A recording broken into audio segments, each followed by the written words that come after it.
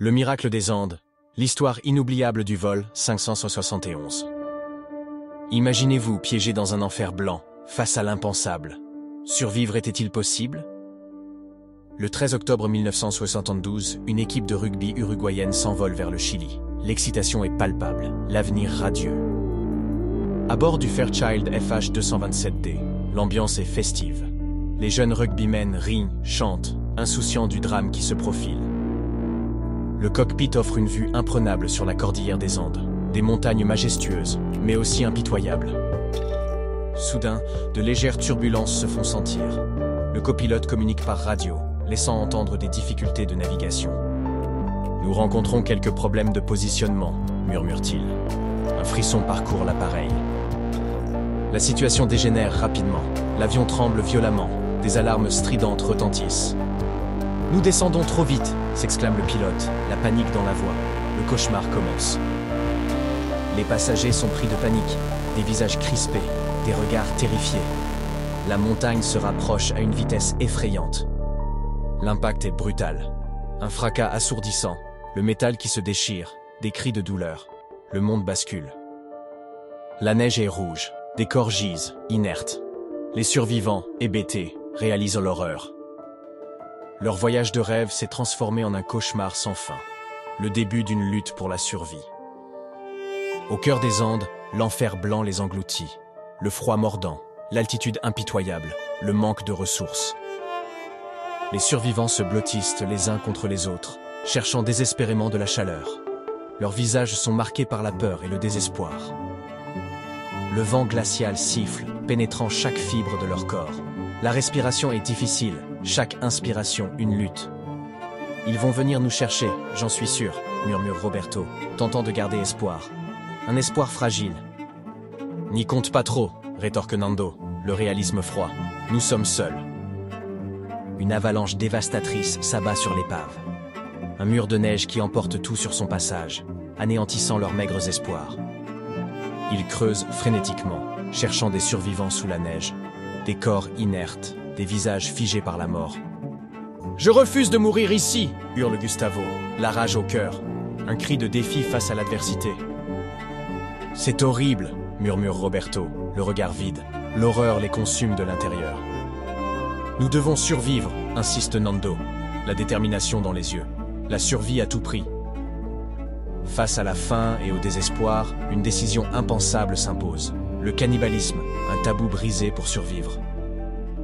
Des mains hésitantes, des regards horrifiés. Un acte de survie, une transgression ultime. Nando et Roberto prennent une décision audacieuse. Quitter l'épave et chercher de l'aide, l'espoir ultime. Deux silhouettes solitaires, perdues dans l'immensité des montagnes. Leurs mains blessées, leur corps épuisé. Le souffle court, le vent glacial, la glace qui craque sous leurs pas. Chaque pas est une victoire. « Je n'en peux plus », gémit Roberto, le désespoir le gagnant. « Je veux rentrer à la maison. »« Nous allons rentrer », répond Nando, la détermination inébranlable. « Nous allons survivre. » 10 jours d'une lutte acharnée contre les éléments. Une épreuve inhumaine, une quête désespérée.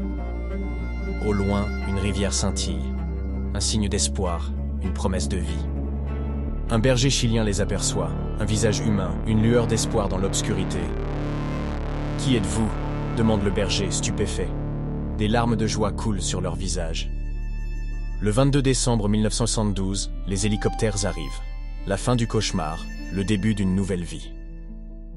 Les survivants, amaigris mais vivants, sont accueillis en héros. Un miracle, une victoire de l'esprit humain. Cette histoire extraordinaire témoigne de la force de l'esprit humain face à l'adversité. Une leçon de courage et de résilience. Une histoire vraie qui résonne encore aujourd'hui, un symbole d'espoir et de détermination. Leur histoire continue d'inspirer le monde entier. Un rappel que même dans les moments les plus sombres, l'espoir peut renaître. Leur courage face à l'impensable est une source d'inspiration pour nous tous, une leçon de vie inoubliable.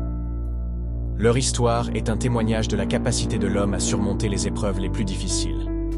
Une preuve que l'espoir peut toujours triompher. Leur survie est un miracle, un symbole de la force de l'esprit humain. Une histoire qui restera gravée dans les mémoires. Leur héritage est un message d'espoir et de résilience pour les générations futures. Une leçon de courage et de détermination.